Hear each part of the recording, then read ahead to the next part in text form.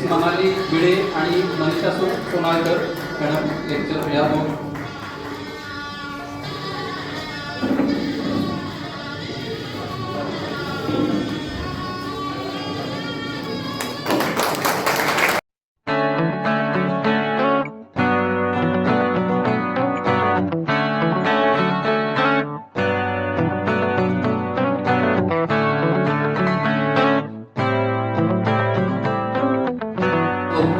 तर भविष्य काळात सुद्धा भाऊ आपण सगळ्यांनी मिळून एकत्रितपणे फार्मसी प्रोफेशनसाठी काम करत राहूया.